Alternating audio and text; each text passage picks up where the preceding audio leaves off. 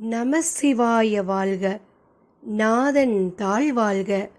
இமைப்பொழுதும் என் நெஞ்சின் நீங்காதான் தாழ்வாழ்க. ஓம் நம சிவாய. அன்பான நண்பர்களே வணக்கம். நாம் கேட்டுக்கொண்டிருப்பது திரு இந்திரா சவுந்தரராஜன் அவர்களின் சிவமயம். வாசிப்பது ஸ்ரீலதா தயாளன். அத்தியாயம் 1. காடுகளில் சிவன் மலைக்காடு மிக விசேஷமானது. இந்த காட்டுக்குள்தான் எல்லாவித பருவ சூழல்களும் உள்ளன. சுனை, ஓடை, அருவி, குளம், கிணறு, ஆறு என்கின்ற 6 வித நீரமைப்பும் இதனுள்தான் உள்ளது. 1985 அன்று வானில் கார்த்திகை பௌர்ணமி. ஆதித்தனிடமிருந்து கடனாக பெற்ற ஒளியை நிலவானது கஞ்சத்தனமின்றி வாரி வழங்கி கொண்டிருந்தது. இதனால் சிவன் மலைக்காடே ஏதோ ஒரு அரைப்பகலுக்குள் இருப்பது மாதிரிதான் இருந்தது.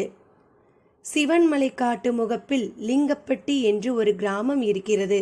அந்த கிராமத்து வழியாகத்தான் சிவன் மலைக்காட்டுக்கு வர வேண்டும். நுழைவாயில்தான் லிங்கப்பட்டி. ஆனால் சிவன் மலைக்காட்டின் நீல அகலங்கள் காட்டிலாவுக்கே தெரியாத ஒரு ரகசியம். அன்றுதான் சிவன் மலைக்காட்டின் வனசரகத்துக்கு அதிகாரியாக பொறுப்பேற்றிருந்தார் சுந்தரராஜன். நல்ல உயரம், புஷ்டியான உடல்வாகு. யூனிஃபார்மில் அவரை யார் பார்த்தாலும் ஒரு பிரமிப்பு நிச்சயமாக ஏற்படும். சிவன் மலைக்காட்டின் ஒரு பகுதியில் ஒரு சிறு கரட்டின் மேல் இருந்தது வன இலாக்கா அலுவலகம்.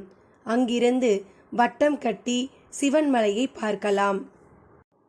பனிப்பொழிவுக்குள் அடைந்து கிடந்தது சிவன் மலையின் மொத்த வனாந்தரமும். சுந்தரராஜனும் இருட்டிவிட்டது தெரிந்து அலுவலகத்தை ஒட்டியே கட்டப்பட்டிருந்த ரெஸ்ட் ஹவுஸுக்கு ஓய்வெடுக்க போனார். நல்ல பசி வேறு. வாட்சர் துரை அலுவலகத்தை கூட்டிக் கொண்டிருந்தான். அவனை கூப்பிட்டு கேட்டார், துரை, பசிக்குது. நம்ம ரெஸ்ட் ஹவுஸில் சமையல் பண்ணுற வசதி இருக்குதானே? ஆஹா, நேத்தே நீங்கள் வரப்போகிறது தெரிஞ்சு எல்லா சரக்கையும் வாங்கி வச்சுட்டேன். அப்போ நீ போய் முதல்ல சமையலை ஆரம்பி. எனக்கு நல்ல பசி. எப்போவும் நான் மாலை நேரங்களில் வாக்கிங் போவேன், இப்போவும் போயிட்டு வரேன் என்று புறப்பட கால் எடுத்தவரை கொஞ்சம் பதட்டத்தோடு பார்த்தான் துரை. என்ன துரை? என்ன சார் நீங்கள் இந்த காட்டில் போய் வாக்கிங் போகிறேன்னு சொல்கிறீங்க? இங்கே இருந்து மாற்றலாகி போன விஸ்வநாதன் ஐயா உங்ககிட்ட எதுவும் சொல்லலீங்களா? என்ன சொல்லணும்? ஆஸ் யூஷுவல் ஃபாலோ அப் கொடுத்தாரு. இந்த காட்டில் உங்களுக்கு வேலையே இருக்காது சுந்தரராஜன்னு சொன்னார். அவ்வளவுதான் சொன்னாருங்களா? அதுக்கு மேலே சொல்ல என்ன இருக்குது? இந்த காட்டில் வீரப்பன் மாதிரி கடத்தல்காரன் நடமாட்டம் ஏதாவது இருக்குதா என்ன? சேச்சே, இந்த காடு மாதிரி திருட்டு பயமே துளியும் இல்லாத ஒரு காட்டை இந்த உலகத்திலேயே பார்க்க முடியாது சார். அப்போ அவர் சொல்ல என்ன இருக்குது? என்ன சார் அப்படி சொல்லிட்டீங்க? இந்த காட்டில் இருக்கிற ஆகாசலிங்கம் மலைக்கோயில் ரொம்ப விசேஷமானது சார். பௌர்ணமிக்கு பௌர்ணமி அந்த லிங்க தரிசனத்துக்காக நிறைய சித்தருங்க வருவாங்க. அது மட்டும் இல்லை, பாம்பு, கிளி, புலியெல்லாம் கூட ஆகாசலிங்கத்துக்கு பூஜை பண்ணும்னு சொல்லுவாங்க. துரை சொன்னதும் சுந்தரராஜனின் உதட்டில் ஒரு கேலி சிரிப்பாக எதிரொலித்தது. சிரிக்காதீங்க சார், நான் சொல்கிறது நிஜம். உங்களுக்கு சந்தேகமாக இருந்தால் இன்னைக்கு கூட பௌர்ணமி தான். ஆகாசலிங்க கோயிலுக்கு போய் பாருங்க, அப்போ தெரியும். அது எங்கே இருக்குது? நீங்கள் சரின்னு சொல்லுங்க, நான் கூட்டிக்கிட்டு போகிறேன். ஏன், நான் தனியாக போனால் எனக்கு ஏதாவது ஆயிடுமா? அப்படியெல்லாம் இல்லை சார். இந்த காட்டில் எங்கே எந்த சித்தர் நடமாடிக்கிட்டு இருப்பாருன்னே சொல்ல முடியாது.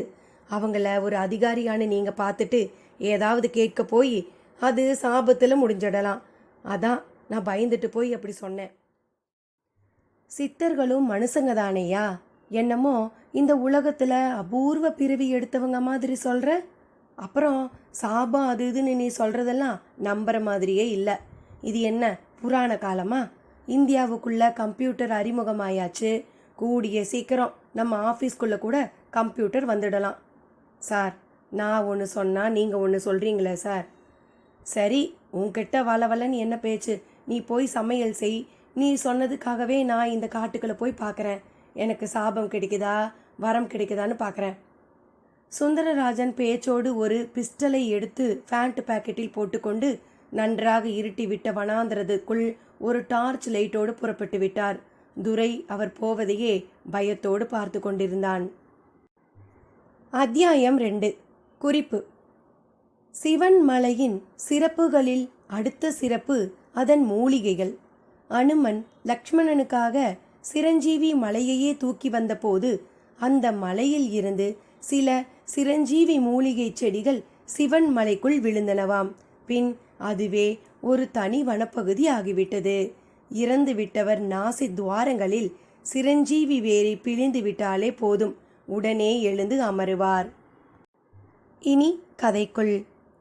லிங்கப்பட்டி அடிவார சருக்கத்தில் ஆட்டுப்பட்டி ஒன்றன் பக்கத்தில் அமைந்துள்ள தனது குடிசையிலிருந்து குடுவை நிறைய தேனுடனும் பூக்குடலை நிறைய தடாக பூக்களுடனும் முத்துப்பிள்ளை ஆகாசலிங்க சன்னதிக்கு புறப்பட்டு கொண்டிருந்தார். அவரிடம் ஒரு பயபக்தியான இறுக்கம். நெற்றி உடம்பு என்று பார்க்கும் இடமெல்லாம் விபூதி பட்டை. முத்துப்பிள்ளைக்கு 60 வயதாகிறது. பார்க்க கருப்பாக உயரமாக இருந்தார். தலைமுடியெல்லாம் சடை பிடித்து ஒரு சந்நியாசி தலை போலதான் இருந்தது.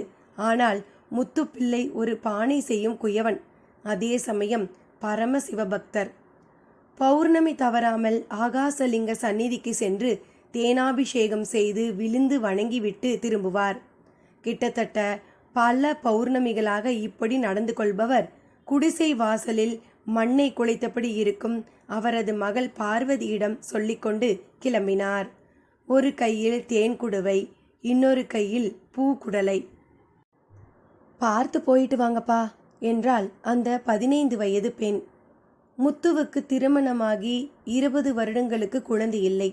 பரிதாபப்பட்டு சித்தர் ஒருவர் மருந்து கொடுத்த பிறகு பிறந்தவள்தான் பார்வதி. அவர் வைத்த பெயர்தான் பார்வதி என்பதும். அந்த பார்வதிதான் முத்துப்பிள்ளையை கவனமாக போய் வர சொல்பவள். பாசத்தில் எல்லா பெண்களும் தந்தையை பார்த்து கொள்வதுதான் என்றாலும் சிவன்மலை காட்டு பக்கம் போகிறார் என்பதால் சற்று கூடுதலாக எச்சரிக்கை பார்வதியிடம். ஏனென்றால் விளையாட்டாக அந்த காட்டில் புகுந்து தங்களுக்கே தெரியாமல் மதிமயக்கி வனம் பக்கம் சென்று தங்களை தொலைத்தவர்கள் பலர். இன்னும் பலரோ இந்த காட்டை விட்டு இனி வெளியேறுவதாக இல்லை என்று தங்களையே அந்த காட்டு சித்தர்களுக்கு தொண்டர்களாக்கி கொண்டவர்கள். பார்வதிக்கும் உள்ளூர பயம். முத்துப்பிள்ளையும் அந்த பட்டியலில் சேர்ந்து விட்டால்? சரிம்மா கண்ணு, நான் போயிட்டு விடியும் முன்ன வந்துடுறேன் என்று சொல்லிக்கொண்டே முத்துப்பிள்ளையும் புறப்பட்டு போனார். சிறிது தூரம் சென்றவர் திரும்பி வந்து பக்கத்து ஊர் தில்லைநாயகம் 108 பானை வேணும்னு சொல்லி பணம் கொடுத்துட்டு போயிருந்தான். 108 பானையும் 108 தீச்சட்டி. அந்த ஆளு வந்தாக்கா நாளைக்கு வேலையை ஆரம்பிச்சு 2 நாளில் முடிச்சு தந்துடுறதா சொல்லு என்று தொழில் நிமித்தமாக சொல்ல வேண்டியதை சொல்லிவிட்டு சென்றார். பார்வதி பெரிதாக கோயில் மாடு கணக்காக தலையை ஆட்டினாள். லிங்கப்பட்டியெல்லாம் இறங்கு என்ற கண்டக்டரின் குரலை தொடர்ந்து திபுதிபுவென்று ஒரு கூட்டம் இறங்கியது. அதில் வெங்கடம்மாவும் இருந்தாள். 70 வயதாகிறது. தலைமுடி கொக்கு சிறகு போல இருக்கிறது. ஆனாலும் கண்களில் ஒரு தீட்சண்யம், தோளில் ஒரு துணிப்பை தொங்கியபடி உள்ளது. அதனுள் மனோரஞ்சித மலர் மாலை இருப்பதை அதன் வாசமே ஊர்ஜிதம் செய்தது. பஸ்ஸை விட்டு இறுதியாகவும் நிதானமாகவும் இறங்கிய வெங்கட்டம்மாவை பார்த்த பஸ் கண்டக்டர், பாட்டிமா என்ன ஆகாசலிங்கம் கோயிலுக்கா என்றான். பின்ன நான் வேறு எங்கப்பா போவேன் என்றபடி சிரித்தாள் வெங்கட்டம்மா. எனக்கு தெரிஞ்சே 10-15 வருஷமா பௌர்ணமி தவறாம வரீங்க. இப்படியே எத்தனை பௌர்ணமிக்கு வரதா உத்தேசம்? இந்த உடம்புல உசுர் இருக்கிற வரைக்கும். வெங்கட்டம்மா சொன்ன பதிலில் அவன் உடம்பே சிலிர்த்து போனது. பரவசத்துடன் பதிலுக்கு வெங்கட்டம்மாவை பார்த்தான். வெங்கட்டம்மாவின் காவி புடவையும் தோற்றமும் அவளையும் ஒரு சந்நியாசியாகத்தான் காட்டிற்று. பஸ்ஸுக்கு விசில் கொடுத்தபடியே பக்தியோடு அவளை பார்த்து கும்பிட்டான். வெங்கட்டம்மா பொடிநடையாக புறப்படத் தொடங்கிவிட்டாள். எதிரில் ranger officer Sundararajan torch light உருட்டி கொண்டே வந்தபடி இருந்தார். வனப்பாதைக்குள் வந்து கொண்டிருந்த அவர் அதே பாதையில் காலடி வைத்து நடந்த வெங்கட்டம்மாவை பார்த்து, யாருமா அது என்று குரல் கொடுக்க வெங்கட்டம்மாவும் திரும்பி பார்த்தாள். யார் நீங்க? இந்த இருட்டில் எங்க காட்டுக்குள்ள போறீங்க? சுந்தரராஜனின் அந்த கேள்வி முன்னால் வெங்கட்டம்மா முகத்தில் ஒரு அதிர்வு. உங்களைத்தாம்மா. எங்க போறீங்க? எங்கய்யா? இன்னைக்கு பௌர்ணமி. இந்த பௌர்ணமிக்கு இந்த கிழவி எங்க போவேன்னு நீங்க நினைக்கிறீங்க? வெங்கட்டம்மா திரும்பி வந்து கேட்கவும் சுந்தரராஜனுக்கு கொஞ்சம் கோபம் கூட வந்தது. நான் இந்த காட்டை பாதுகாக்கிற வேலையில் இருக்கிற ஒரு காட்டு இலாக்கா அதிகாரி. நான் கேட்டா என் கேள்விக்கு பதில் சொல்லாம எதிர்கேள்வி கேட்டா என்ன அர்த்தம்? சீறினார். ஓ, அதிகாரியா?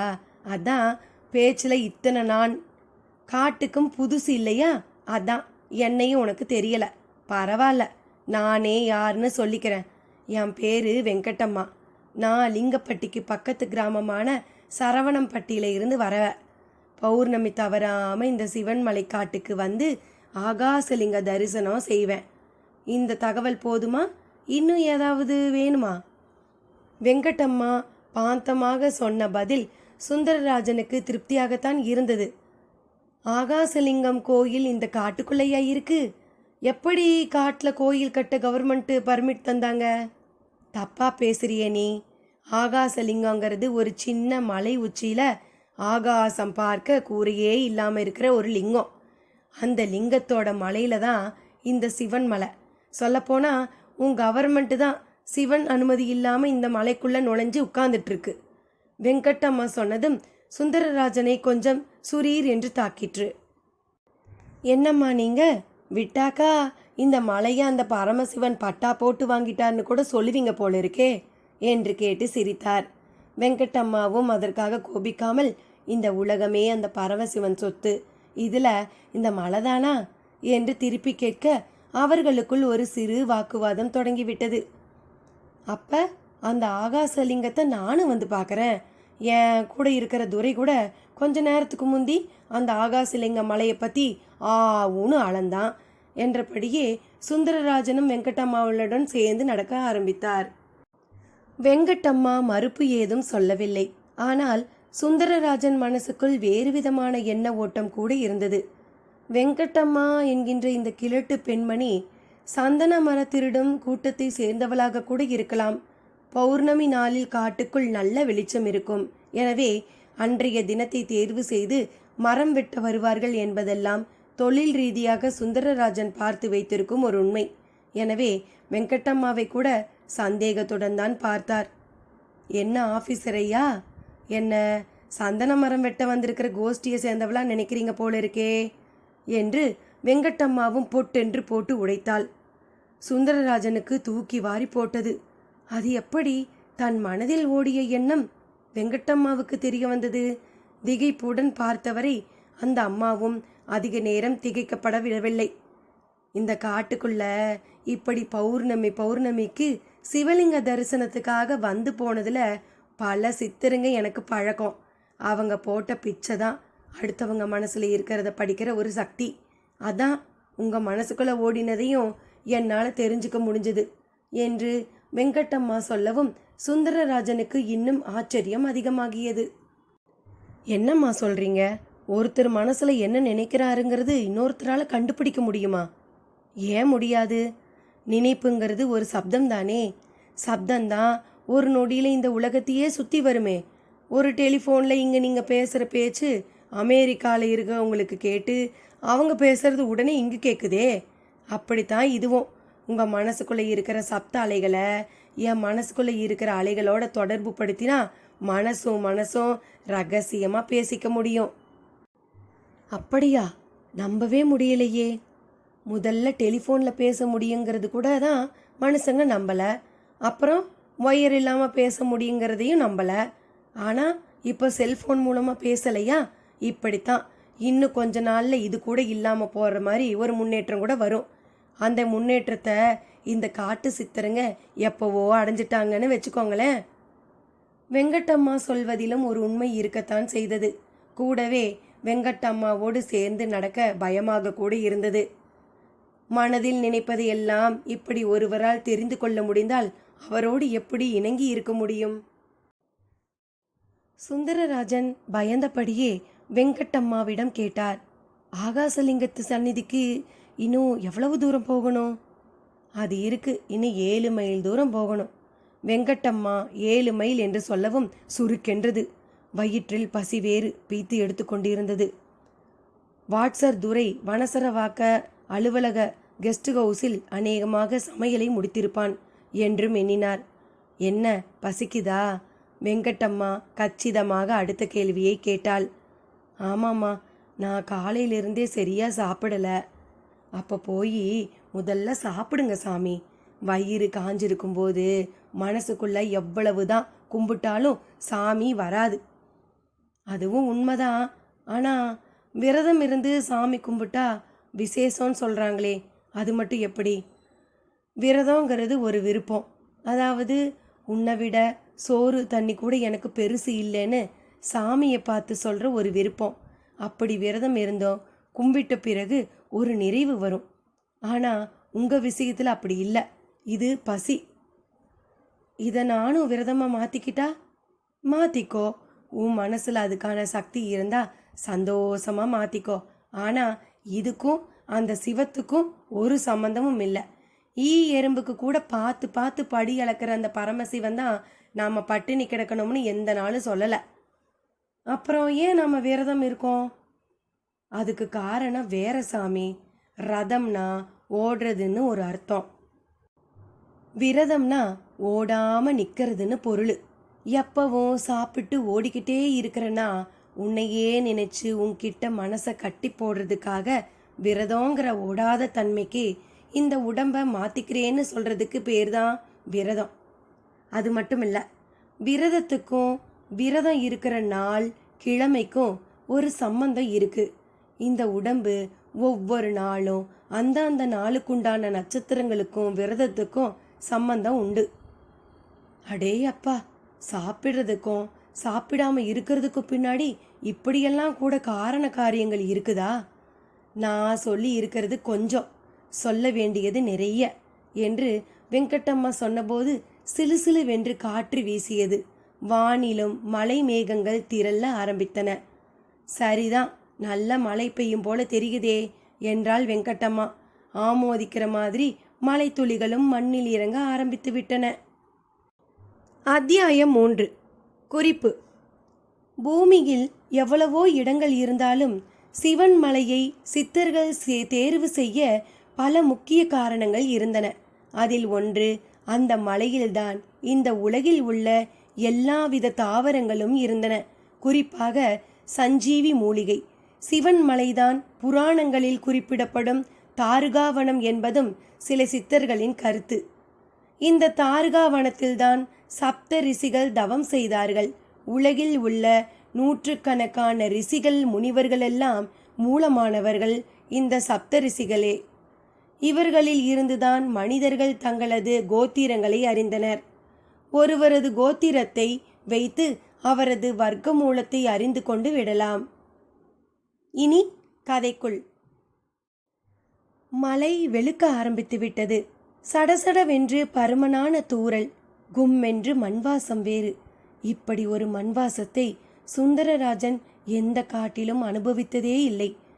என்னம்மா இது, இப்படி மழை வந்துடுச்சே, எப்படி 7 மைல் போகிறது என்று கேட்க வெங்கட்டம்மாள் சிரித்தாள். என்னம்மா சிரிக்கிறீங்க? அவனோட தரிசனம் அவனோட விருப்பம் சம்மந்தப்பட்டது. இப்படி வர்ற மழை காத்தெல்லாம் சும்மா நமக்கு அவன் வைக்கிற பரீட்சை. அப்படின்னா இதை பொருட்படுத்தாமல் நடப்போம்னு சொல்கிறீங்களா? நான் நடக்க போகிறேன், நீங்கள் வரதும் வராததும் உங்கள் விருப்பம். அட என்னம்மா நீங்கள், மலையில் காட்டில் நடந்து போகிறது ஆபத்து. மழை நிற்கட்டும், பிறகு போகலாம். அதுவும் சரிதான். அப்படி ஒரு குடிசை தெரியுது பாருங்க, அதில் ஒதுங்குவோமா? அட, இந்த காட்டில் இப்படி ஒரு குடிசையா? இங்கே யார் குடிசை போட்டது? இப்போ எதுக்கு இந்த கேள்வி? ஒதுங்க இடம் கிடைச்சிருக்குன்னு அந்த பரமசிவனுக்கு நன்றி சொல்லுவோம். வெங்கட்டம்மாள் பதிலோடு குடிசைக்குள் புகுந்தாள். உள்ளே கும் என்ற மூலிகை வாசம். உரிகளில் பானைகள் தொங்கியபடி இருந்தன. சில இடங்களில் தேன் குடுவைகள். குடிசை ஓலை இடுக்கில் மான் தோல் ஒன்று சுருட்டி சொருகி வைக்கப்பட்டிருந்தது. அது யாரோ ஒரு சித்தர் வசிக்கும் குடிசையாகத்தான் இருக்க வேண்டும் போல தோன்றியது. உள்ளே கட்டிலில் முத்துப்பிள்ளையும் அமர்ந்திருந்ததுதான் ஆச்சரியம். வெங்கட்டம்மாவை பார்க்கவும் முத்துப்பிள்ளை வேகமாக எழுந்திருந்து, தாயி நீங்களா என்று கைகூப்பினார். யாரு? முத்துப்பிள்ளையா? ஆமா தாயி, நானும் பௌர்ணமி பூஜைக்காகத்தான் புறப்பட்டேன். வழியில மழை பிடிச்சிக்கவும் நம்ம சாமி குடிசுக்குள்ள நுழைஞ்சிட்டேன். நீங்களும் வந்துட்டீங்க. ஆமா, இவரு? முத்துப்பிள்ளை சுந்தரராஜனை பார்த்து யார் என்பது போல் கேட்க வெங்கட்டம்மாவும் சுந்தரராஜனை அறிமுகம் செய்ய தொடங்கினாள். இவர் பேரு சுந்தரராஜனா, இந்த காட்டுக்கே அதிகாரியா. எனது? இந்த காட்டுக்கே அதிகாரியா? இப்படி நம்ம சித்தர் சாமிங்க கிட்ட அவங்க கூட சொல்ல மாட்டாங்களே. நீ சொல்ற அர்த்தம் வேற, இவர் சொல்ற அர்த்தம் வேற. வெங்கட்டம்மா பேசுவது சுந்தரராஜனை கொஞ்சம் குத்தியது. ஆமா, இவர் யாரு என்று முத்துப்பிள்ளையை பார்த்து கேட்க, இவர் பேரு முத்துப்பிள்ளை, பரமசிவ பக்தர் என்றாள் வெங்கட்டம்மா. வணக்கங்க. வணக்கம். ஆமா, உங்களை மாதிரி எவ்வளவு பேர் இப்படி சாமி கும்பிட வருவாங்க? தெரிஞ்சும் தெரியாமலும் எவ்வளவோ பேர். அதெல்லாம் கணக்கு தெரியாதுங்க சார். தெரிஞ்சும் தெரியாமலுமா? அப்படின்னா பல சித்தருங்க தெரியாமத்தான் வருவாங்க. ஆகாசலிங்கம் மேலே பூ விழும்போது தான் நமக்கே அது தெரிய வரும்னா பார்த்துக்கோங்களேன். இங்கே இந்த மாதிரி நிறைய ஆச்சரியமும் அதிசயங்களும் இருக்கும் போல இருக்குதே. பின்ன இது என்ன லேசுப்பட்ட மலையா? முத்துப்பிள்ளை கேட்க ஆமோதிப்பது போல வெளியே பெரிய இடி, கூடவே மின்னல் ஒன்று சவுக்கு சொடுக்கியது போல பளீரிட்டது. அர்ஜுனா என்று காதை பொத்திக் கொண்டாள் வெங்கட்டம்மா. மழையும் வழுக்க ஆரம்பித்தது. ஆத்தா, இப்படி முதல் ஜாமத்தில் மழை பிடிச்சா விடிய விடிய நிற்காது. இந்த சிவன் ஏன் இப்படி நம்மளை சோதிக்கிறான்னு தெரியலையே. முத்துப்பிள்ளை புலம்பலுடன் தன் துணிப்பையை பார்த்தார். அதில் மனோரஞ்சித மாலை பார்வதி கட்டி கொடுத்தது. வழியில் ஒரு பக்தர் கொடுத்த எல்லா பழங்களையும் கொண்டு கட்டப்பட்ட பழமாலை. என்ன முத்து, சாமிக்கு போட இன்னைக்கு ஒரு மாலைக்கு 2 மாலையா? ஆமா தாயி, ஆனா மழை இன்னைக்கு சாமி கும்பிட விடாது போல தெரியுதே. எனக்கும் இப்போ அதுதான் கவலை. இதுவரை ஒரு பௌர்ணமி கூட நான் தவறுனதே இல்லை. ஆனால் இந்த தடவை தவறிடுமோன்னு பயமாக இருக்கு. வெங்கட்டம்மாவின் கருத்தை திரும்பவும் ஆமோதித்தது வானில் ஒலித்த இடி சப்தம். அப்போது நனைந்தபடியே ஒரு சித்தர் அந்த குடிசைக்குள் நுழைந்தார். மூவரையும் பார்த்து சிரித்தார். சாமி, இது உங்க குடிசைங்களா? மலைக்கு ஒதுங்கிட்டோம், தப்பா எடுத்துக்காதீங்க என்றார் முத்துப்பிள்ளை. அவர் பதிலுக்கு சிரித்தார். அப்படியே ஈரம் சொட்ட சொட்ட அந்த குடிசையில் ஈசான்ய பாகத்தில் இருந்த ஒரு சிறு மேடை மேல் போய் சப்பனமிட்டு அமர்ந்து கொண்டார். கால்களில் பத்மாசன கோலம். சாமிக்கு லிங்க தரிசனம் முடிஞ்சிருச்சுங்களோ? முத்துப்பிள்ளை இணக்கமாக அவரிடம் கேட்க, அங்கே இருந்துதான் வரேன் என்றார் அவரும். கொடுத்து வச்சவர் நீங்க.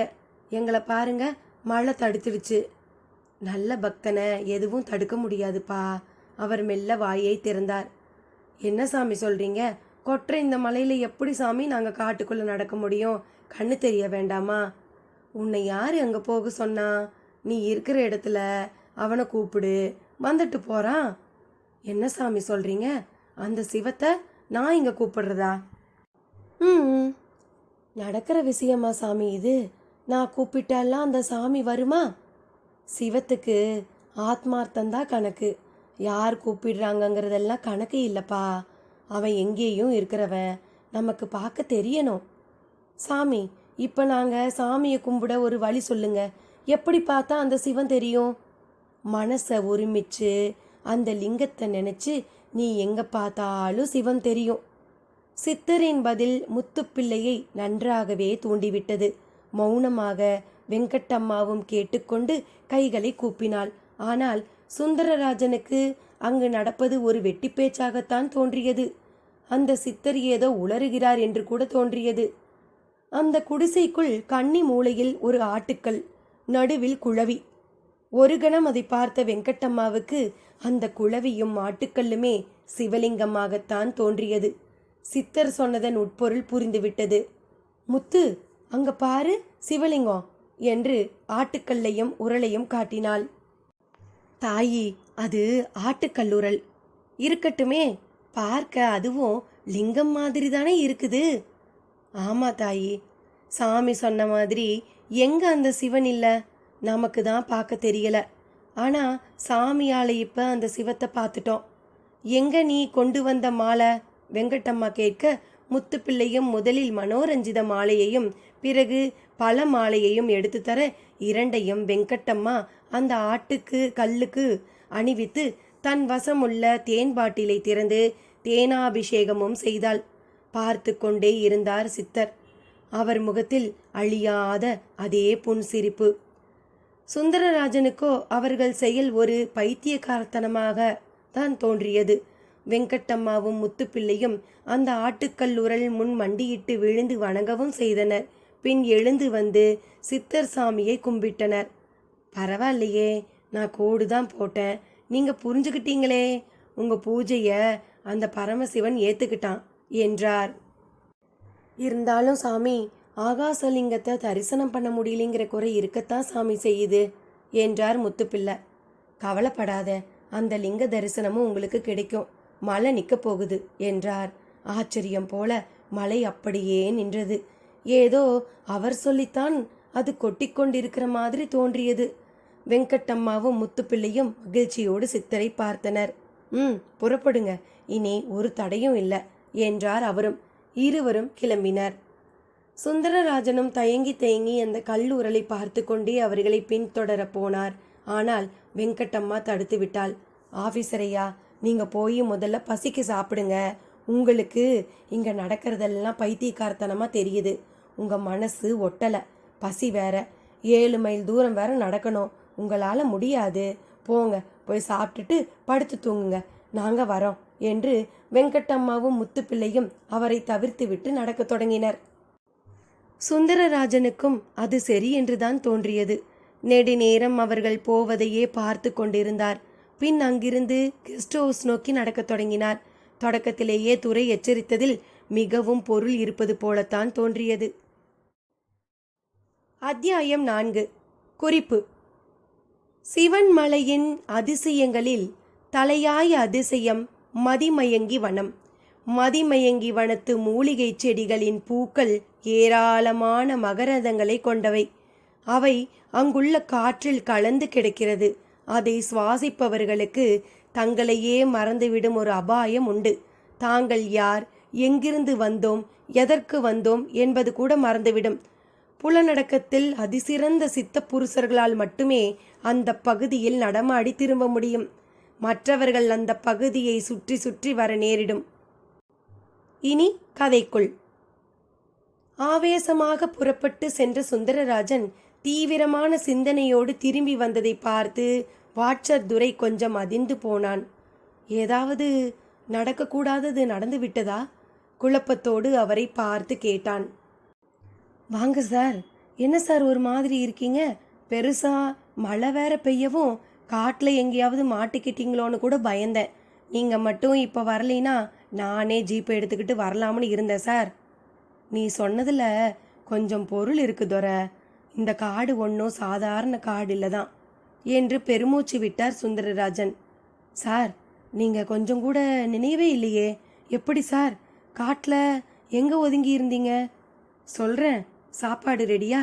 அப்போவே தயாராகிடுச்சு சார், சாப்பிட்றீங்களா? அதுக்கு தான் திரும்பி வந்தேன், சாப்பாட்டை போடு. ஆமாம், உனக்கு அந்த ஆகாசலிங்க கோயிலுக்கு போக வழி தெரியும் தானே? எதுக்கு சார் கேட்குறீங்க?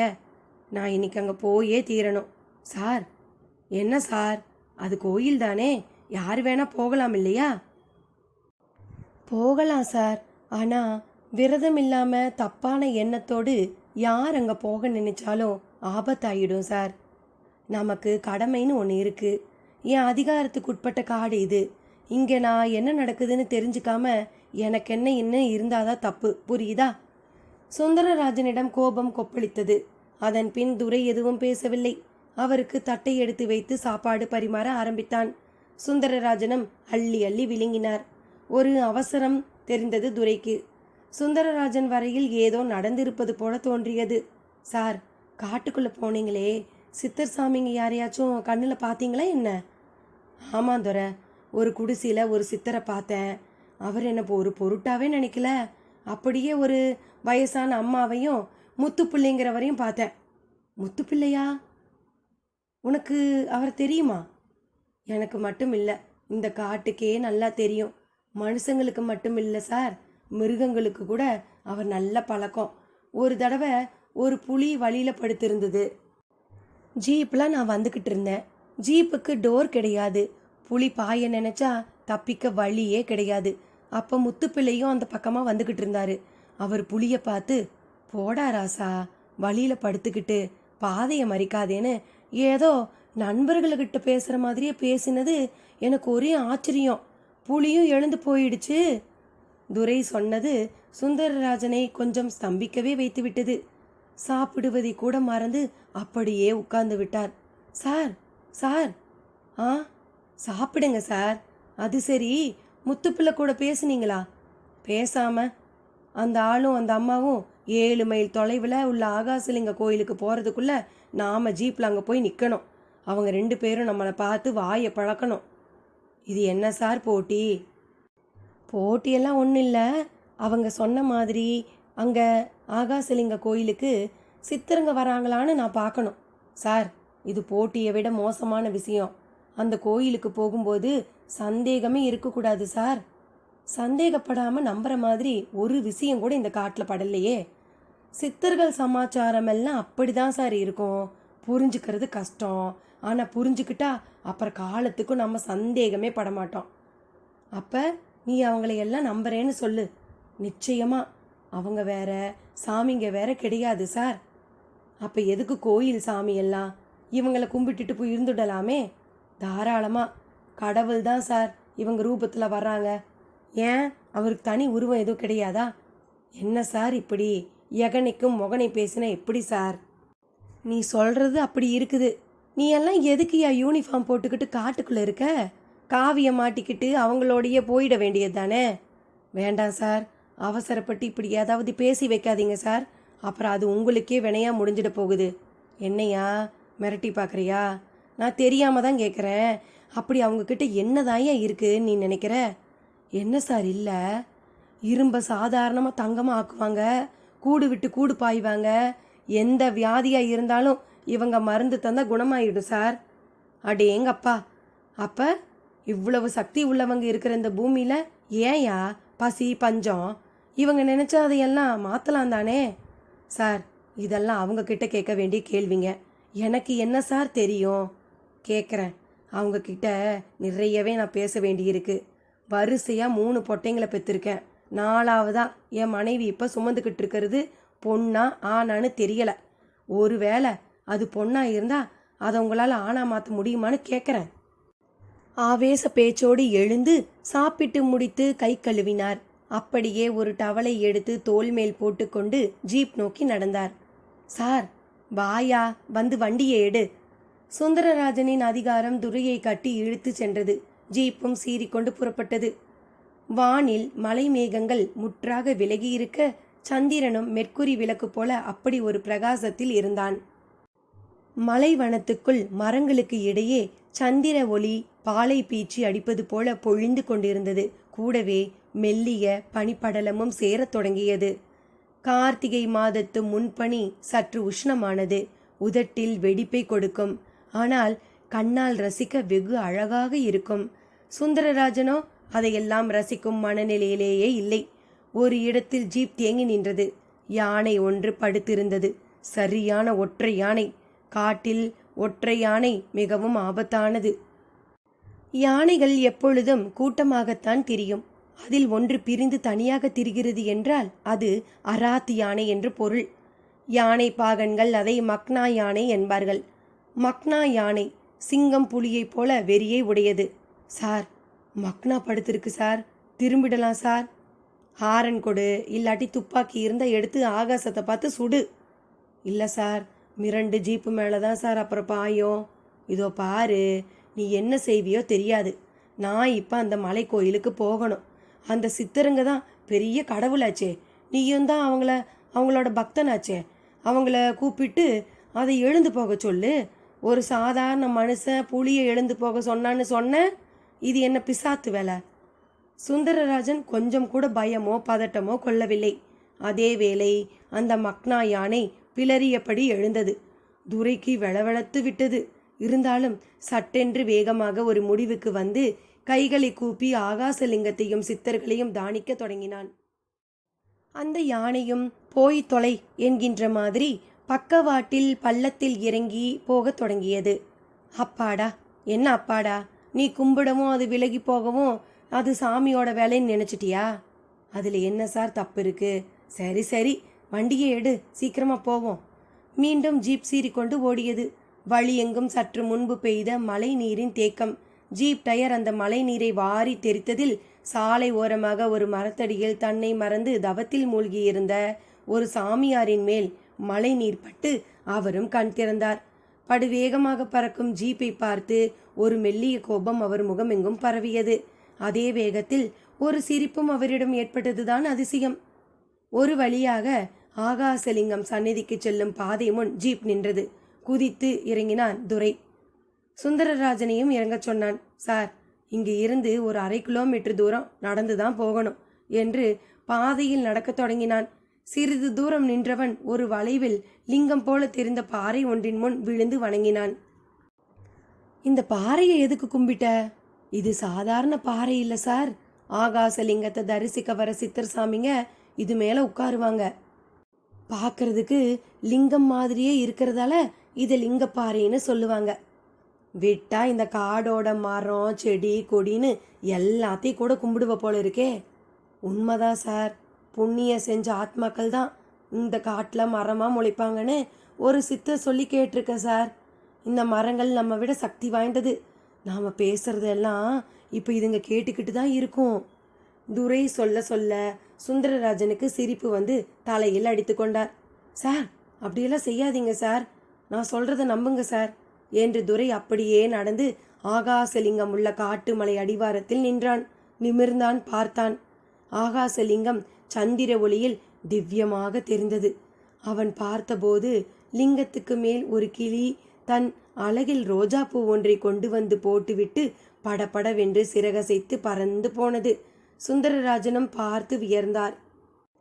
வாங்க சார், மகாலிங்கத்துக்கு அரோகரான்னு மனசில் சொல்லிக்கிட்டே ஏறி வாங்க சார் என்ற துரை மகாலிங்கத்துக்கு அரோகரா, மகாலிங்கத்துக்கு அரோகரா என்று கத்தியபடியே மேலே ஏறினான். பின்தொடர்ந்தார் சுந்தரராஜன். ஒரு 50 அடி நடந்ததில் உச்சி பாகம் வந்துவிட்டது. உச்சியில் ஒரு 50 சதுர அடியில் சமதளம். அதன் மையத்தில்தான் ஆகாசலிங்கம் தனக்கு மேல் கூரை இல்லாமல் இருந்தது. அதன் முன்னால் அழகிய நந்தி சிலை. ஒரே சமயத்தில் அங்கு 10 முதல் 20 பேர் நின்று வணங்கலாம். அவ்வளவுக்கு தான் இடம் இருந்தது. சுந்தரராஜன் லிங்கத்தை பார்த்தபோது அதன் மேல் மனோரஞ்சித மாலையும் பூ மாலையும் இருந்ததுதான் ஆச்சரியம். விக்கித்து போய் லிங்கத்தை பார்த்தபடி நின்றார். சார், என்ன சார் பார்க்குறீங்க? இல்லை, இந்த பூ மாலையும் மனோரஞ்சித மாலையும் இங்கே எப்படி வந்தது என்கிட்ட கேட்டா? இது அந்த குடிசையில் கல்லூரலுக்கு போட்டதாச்சே. சுந்தரராஜன் கேள்வியோடு வியர்ந்தபோது கீழே வெங்கட்டம்மா முத்துப்பிள்ளை தலை தெரிந்தது. இருவரும் மகாலிங்கத்துக்கு அரோகரா, மகாலிங்கத்துக்கு அரோகரா என்றபடியே மேலே ஏறி வந்தபடி இருந்தனர். மேலே வந்தவர்கள் சுந்தரராஜனை பார்த்து ஒரு சிரிப்புதான் சிரித்தனர். ஆனால் ஆகாசலிங்கத்தை பார்க்கவும் ஆனந்த கண்ணீர் வடிக்க ஆரம்பித்து விட்டனர். தாயி, குடிசையில் கல் உருளை லிங்கமா நினச்சி போட்ட மாலை இங்கே சாமி கழுத்தில் இருக்கிறத பார்த்தீங்களா? அதான் பார்த்துக்கிட்டே இருக்கேனே. அந்த ஈஸ்வரனோட கருணையை நம்ம என்னன்னு சொல்கிறது? நம்ம பூஜையும் ஏற்றுக்கிட்டு அவர் ஆசி வழங்கிட்டாரு. உண்மைதான் தாயி, உண்மைதான் என்றபடியே முத்துப்பிள்ளை அப்படியே சாஷ்டாங்கமாக தரையில் விழுந்து வணங்கினார். வெங்கட்டம்மாவும் மண்டியிட்டாள். சுந்தரராஜனிடம் பேச்சு மூச்சு இல்லை. அப்போது பெரிதாக சங்கொலி முழங்கும் சப்தம். அந்த சப்தம் காடு முழுக்க எதிரொலித்தது.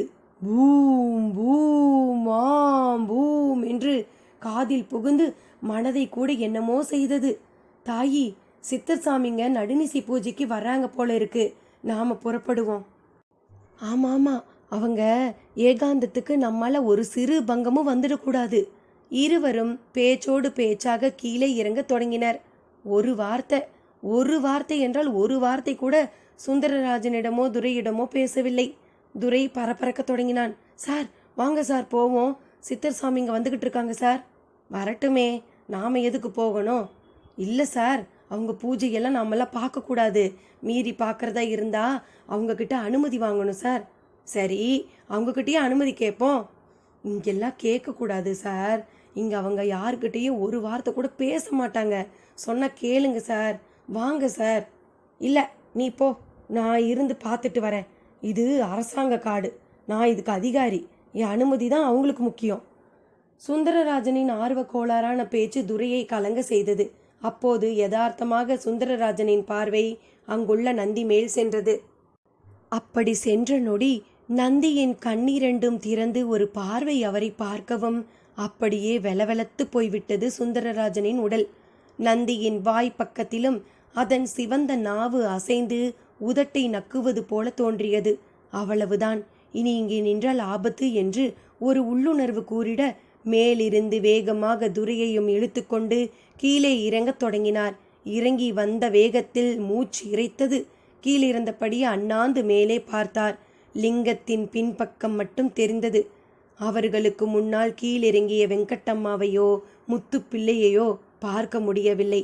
அவர்கள் வேகமாக மறைந்து விட்டது போல தெரிந்தது. வாங்க சார் என்று துரை ஜீப்பை நோக்கி ஓடினான். திரும்பி திரும்பி பார்த்து கொண்டே சுந்தரராஜனும் அவன் பின்னால் ஓடினார். அத்தியாயம் 5.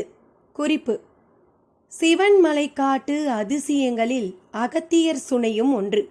காட்டில் நூற்றுக்கணக்கில் சுனைகள் உள்ளன. அதில் எது அகத்தியர் சுனை என்பது மட்டும் யாருக்கும் தெரியாது. அகத்தியர் இப்போதும் இருக்கிறார். அவர் அந்த சுனையில்தான் குளிக்கிறார் என்பதுதான் எல்லோரது நம்பிக்கை. அந்த சுனையில் குளிப்பவர்களுக்கு தீராத வியாதியெல்லாம் தீரும் என்பதுதான் முக்கியமான விஷயம். ஏனென்றால் அதில் சிரஞ்சீவி மூலிகையின் சாரும் வேரும் எப்பொழுதும் கலந்தபடியே இருக்கிறதாம். இனி கதைக்குள். கெஸ்ட் ஹவுஸுக்கு திரும்பிய சுந்தரராஜனுக்கு மனமெல்லாம் ஒரே பரபரப்பு. துரையும் பரபரப்பில்தான் இருந்தான். ஆனால் கூடவே பக்தியும் அவனிடம் இருந்தது. சார், என்ன சார், நடந்ததெல்லாம் கனவா இல்லை நனவான்னு சந்தேகமாக இருக்கா சார்? ஆமாம் துரை, உண்மையில் இது ஒரு அதிசயமான காடு தான். அறிவுக்கு எட்டாத விஷயங்கள் இங்கே நிறைய தான் இருக்குது. நான் சொல்லலை. அதே சமயம் நீங்கள் திரும்பி வந்தது கூட பெரிய ஆச்சரியம்தான் சார். எதனால் அப்படி சொல்கிற? பின்ன என்ன சார், உங்களுக்கோ நம்பிக்கையே இல்லை. நம்பிக்கை இல்லாதவங்க இந்த காட்டுக்குள்ளே நடமாடுறது ரொம்ப ரொம்ப கஷ்டம் சார். அவங்களுக்கு ஏதாவது ஆயிடும். நம்ம தண்டிக்கிறதுல சித்தசாமிங்களுக்கு என்ன லாபம்? அவங்களுக்கு தண்டிக்கவெல்லாம் தெரியாது சார். அவங்க நம்மளை திருத்துறாங்க. நீ என்ன சொன்னாலும் என் மனசு அடங்காது. அங்கே இருந்து அந்த சித்தர்களை நான் பார்த்துருப்பேன். ஆனால் அந்த நந்தி கண் திறந்து பார்த்தது என்னை பயமுறுத்திடுச்சு. என்ன சார் சொல்கிறீங்க? உங்களுக்கு நந்தி தரிசனம் கிடைச்சிச்சா? துரை சுந்தரராஜனை விசித்திரமாக பார்த்தான். சிவம், லிங்கம், சித்தர்கள், மூலிகைகள், ரகசியங்கள், இப்படி விறுவிறுப்பும் அதிசயமும் பக்தியுடனும் செல்லும் இந்த சிவமய நாவலை தொடர்ந்து ரசிப்போம். அடுத்த பகுதியில் சந்திப்போம். நன்றி நண்பர்களே. திருச்சிற்றம்பலம். தில்லையம்பலம். தென்னாடுடைய சிவனே போற்றி. எண்ணாட்டவர்க்கும் இறைவா போற்றி போற்றி.